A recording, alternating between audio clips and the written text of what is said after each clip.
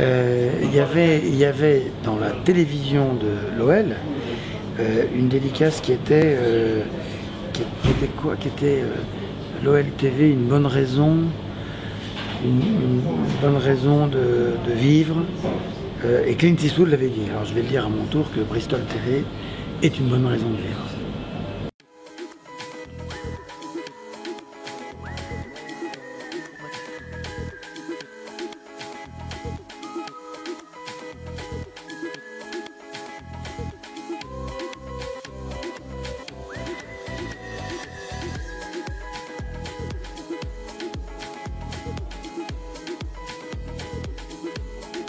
Oui, vous a donné envie de retranscrire vos expériences du Festival international du film dans un livre?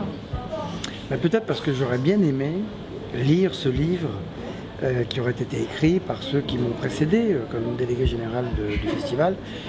Imaginons par exemple Robert Favre-Lebray qui aurait pu tenir son journal dans les années 60.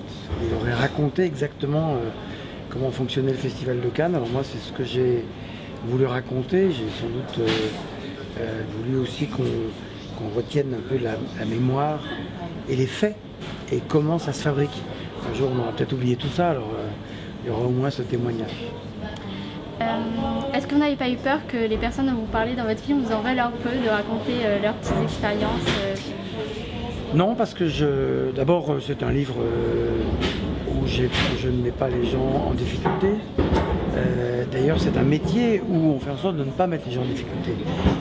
Être sélectionneur de Cannes, c'est déjà tellement difficile de dire non, non à tous ces gens qui aimeraient qu'on montre leur film, qu'il ne faut pas en plus ajouter quelque chose de désobligeant. Et puis c'est plutôt un livre où je raconte les choses en générosité. Et ça ne veut pas dire naïveté, ça ne veut pas dire innocence, ça veut dire essayer un peu de voir le bon côté des choses, mais il y a quand même des choses que je raconte dont je ne pense pas, comme chacun d'entre nous, qu'il ne faille en être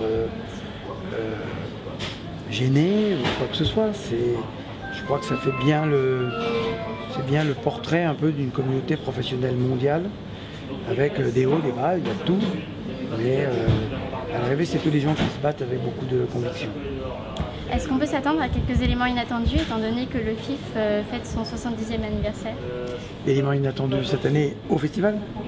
Oui, il y aura des choses inattendues, il y aura beaucoup d'invités. Et on a déjà annoncé que par exemple, avoir une exposition, installation, projection de réalité virtuelle réalisée par un auteur, par Alejandro González Iñárritu, le réalisateur du Revenant, ça c'est quelque chose de très très inédit qui montre que Cannes a toujours su être un peu au cœur des innovations technologiques.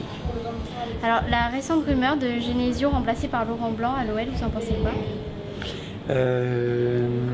J'en pense pour l'instant rien, mais Bruno Genesio est un homme du Cru, est un Lyonnais, et à Lyon on a toujours fonctionné comme ça, en fidélité, etc. Mais Bruno, qui n'était pas destiné à devenir entraîneur en chef, puisqu'il était un adjoint, a toujours dit qu'il pouvait redevenir adjoint. Alors de Laurent Blanc, sans doute, je ne sais pas.